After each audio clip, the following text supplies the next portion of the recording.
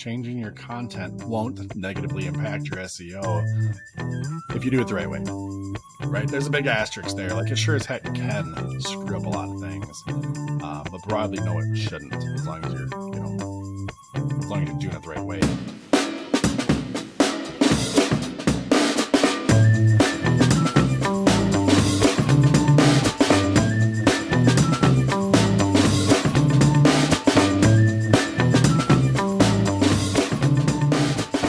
Welcome back to Local SEO Tactics, where we bring you tips and tricks to get found online. I'm your host, Jesse Dolan. Joined today, got Bob Brennan, Sue Ginsberg. Hi. As usual, when the three of us are together, we're here to tackle a question and shed some light on some SEO topics. Sue, what do you have in store for us on this one? Okay, today, listener question and a client question that I've heard more than just from this one person, and that is, does making changes to your website negatively affect SEO? This question was asked by Don Berkowitz of Rock the Treatment, a new client for us and a terrific business who makes and sends gift boxes for cancer patients going through chemo, radiation, or other extreme treatments. And what's great about their business is that the gift boxes are customized for those side effects for exactly these things. So really, really nice, thoughtful gift for somebody to send to somebody going through that. Hey, Sue, I got to interject because I was on some of those meetings. Legitimately, if anybody's in this space, like, free plug for her, of wanting to do something nice for somebody that's in treatment and whatnot, she's curated these things. Every item is like a heartfelt selection for a very specific purpose. Where are they at in their treatment? What kind of treatment? No joke. rockthetreatment.com. Hopefully we'll help get her more visibility and improve it. But as of right now, yeah, just from a human being standpoint, she's amazing. What she does to get these baskets together or fulfill special requests, she's a superhero. So check it out. Anybody that's in that space, it can't say enough good things about her. Yeah. It's very, very, very true. Very true. And I agree with you on that. So, quote of the day today: marketing's job is never done. It's about perpetual motion. This is a quote from Beth Comstock, a former high-level exec for GE and other organizations in business innovations and other areas. Really sharp lady, and I like that. Marketing's job is never done. Absolutely. It's about perpetual motion. True story. So today's marketing story, to set this up, in speaking with a lot of businesses, I'm sometimes asked if changing content will hurt your SEO. Taking a page from Jesse's book, my answer to this is always, it depends. SEO definitely includes, or I'll say often includes, at least the way we do it, definitely includes optimizing the content on your website, both revising and adding content to optimize it for your keywords, which is what SEO is.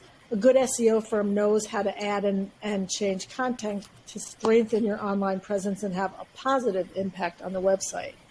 So when could changing the content on your website hurt your online presence and your SEO?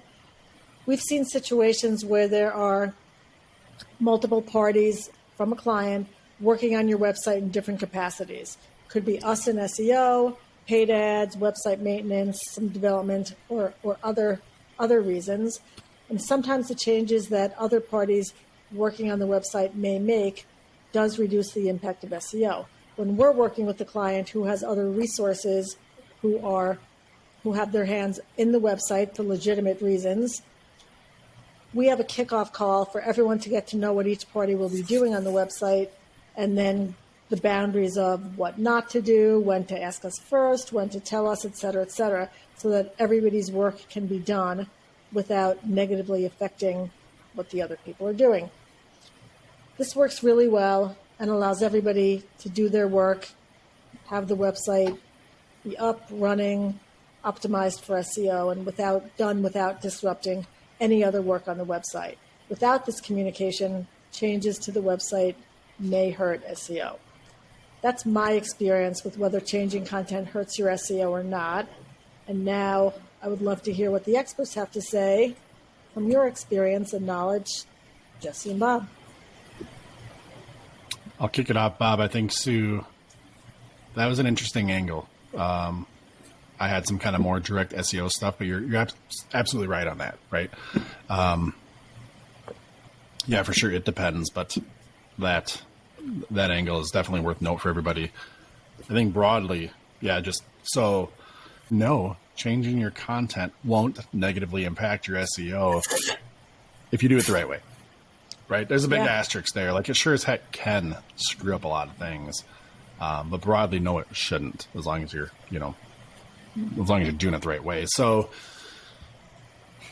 diving into some of that, your point about communication and that part of it, I guess, kind of overrides all this or goes in association with it. A few things I want to point out, and both of you, Bob, interject from business owner standpoint, maybe where some of these might be real world use case or to open up on them.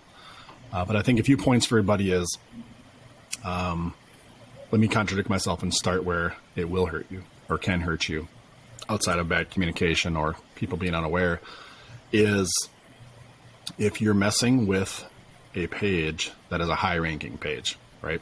So if you have a page that's dominant for whatever term you're going for, you'd always want to treat that page and the content on that page with kid gloves.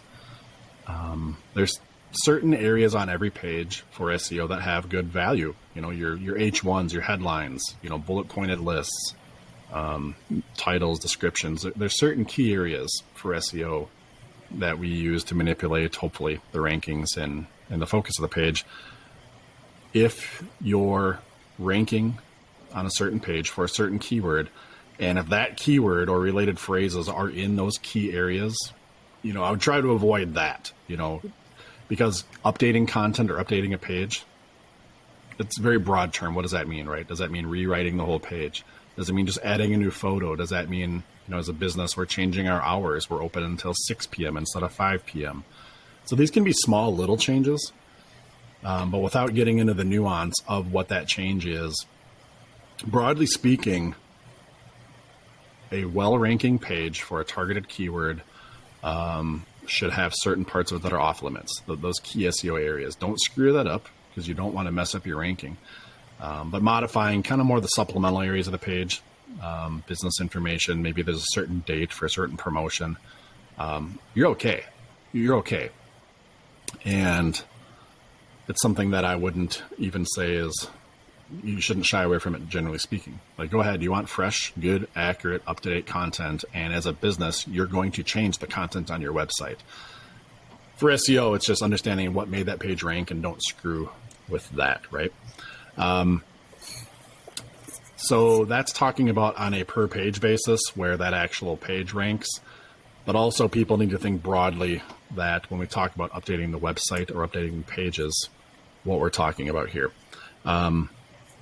There's certain parts on your webpage, maybe it's like your organizational schema or your site-wide schema. There's certain parts that are going to be relevant to all pages, maybe the footer on your website, right? Or the logo in the top left corner. These areas are not going to be as specific to a certain page ranking in a certain way, but also you're going to want to think about that, right? If your homepage was ranking very good and you change your logo, maybe you didn't include the name of your business as your logo file name. There's little things like that that can make a difference when it's not on a particular page and it impacts all pages. But generally speaking, those things are going to be fairly safe, again, as long as you're not doing something that was a key SEO tactic.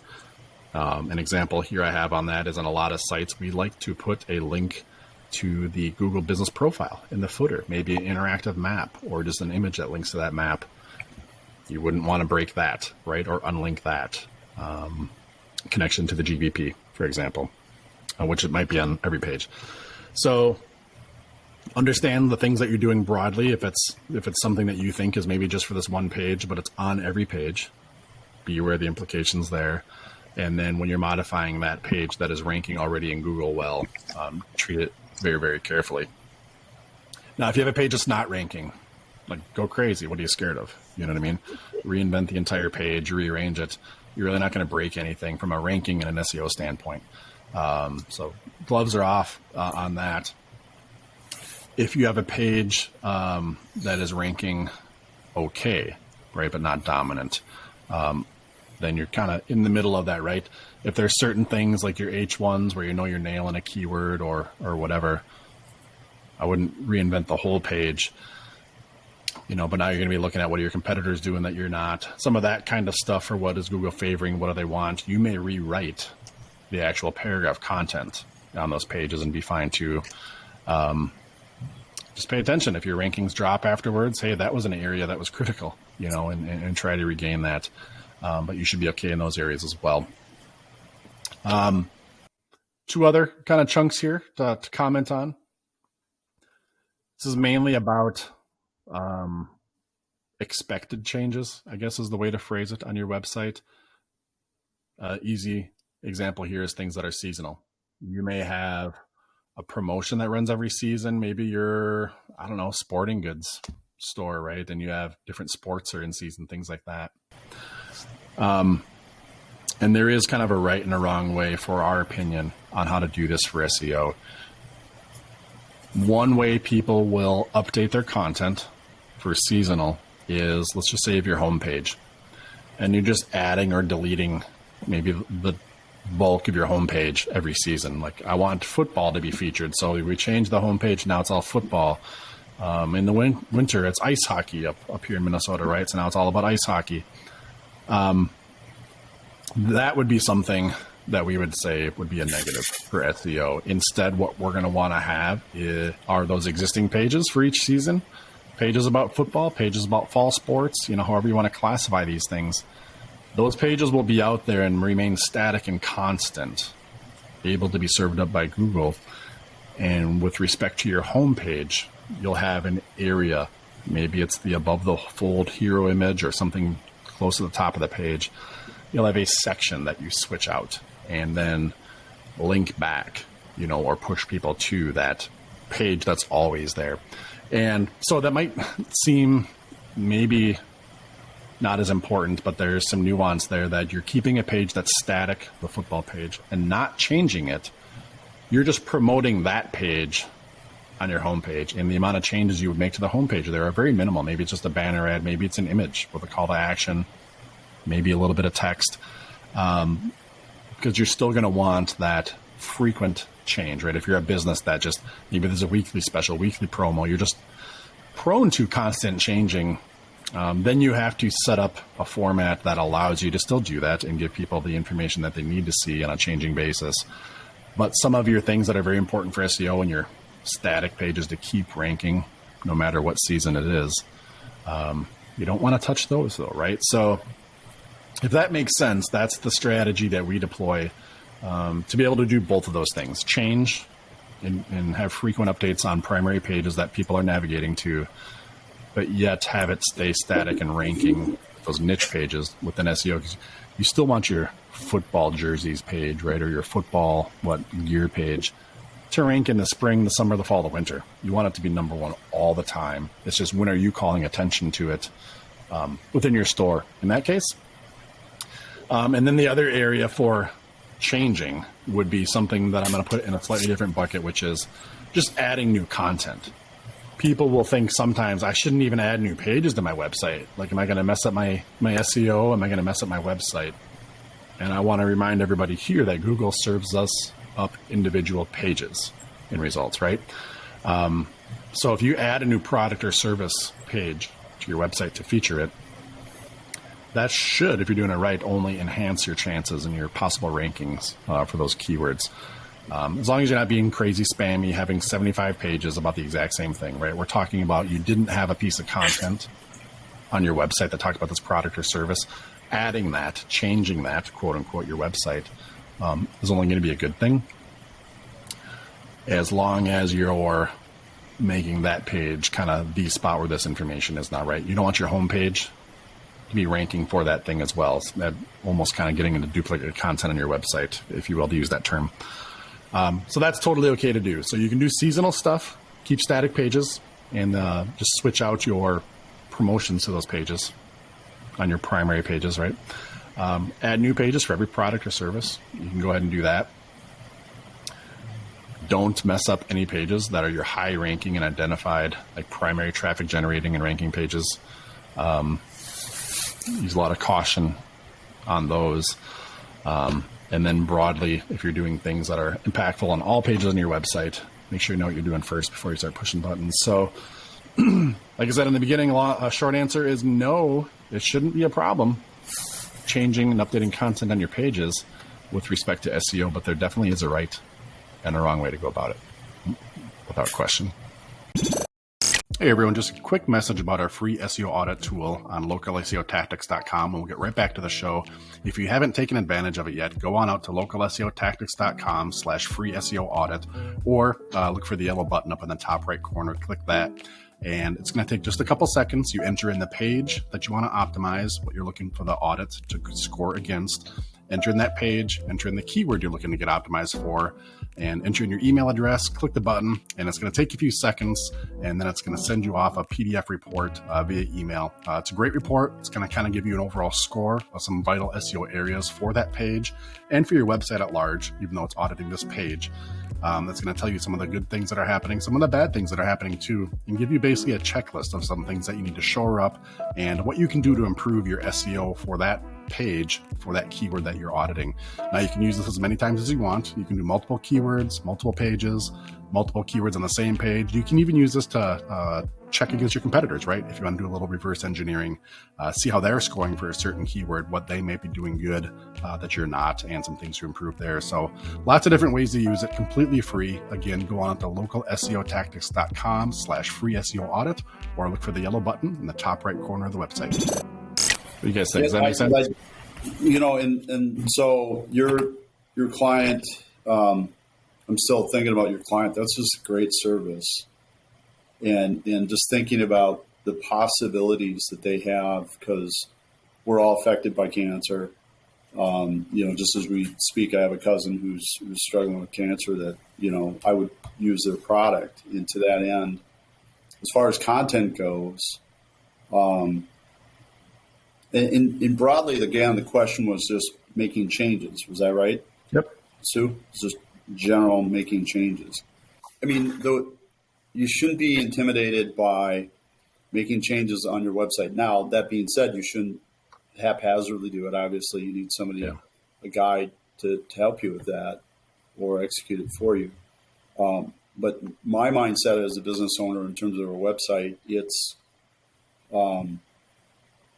it's like a great salesperson or even a sales manager in that you need to put the tools to it. You need to put the effort to it. And in this day and age, at least with small business, you continually need to be adding content. And with the service that these folks are providing, rock treatment, in terms of it's just a wonderful, beautiful product that it's ripe for them to have another platform to talk about the journey and the struggle of cancer and to share all their tips and challenges. And for those of us that are probably going to be going through it at some point sooner than later.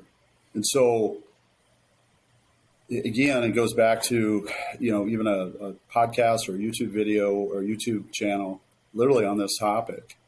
And it's going to seem strange putting a lot of time and energy into it for the first, let's say, 6 months. But then it's going to come back to them in multiple waves in terms of people utilizing their service, right? So being an advocate for even the caregivers and everything else in the cancer journey, they have to continually, change their website, in my opinion, in terms of all the great things and knowledge that they can add to things. So that's my 2 cents. I mean, when they can, they need to ramp up in this area because their business will, once they do that, their business will easily double and triple. And it's just getting the word out in a contemporary way, which is YouTube, podcast, where, if you've just been diagnosed with breast cancer and you're looking for support, you're going to go to podcasts and say, breast cancer survivors or breast cancer journey or whatever the case is. Create that podcast in the name of that keyword search. And that's just another platform that you're now exposing everybody to what it is you can do to help them. And so I'm a huge, obviously this is the business we're in, but I'm a huge advocate of you need to consistently be adding and changing your website. And somebody that says you shouldn't, well, I don't know what to tell you. They don't have their head on right. This is a deal where you got to get your head in the game on this. And I think once you do, it's going to easily double your business. So, well, and you talk about changing content, blog posting, all that kind of stuff, right? Yeah. That's a great example of you're going to be forcing new content, new changes to your website out there, and just right. proof Google, that's fine. Google wants to see that. They want to see that you have a library of content and that you're an expert in what it is you're doing. So what I was going to say, and also to your point, Bob, is why would somebody be saying that changing your website would be hurting your SEO?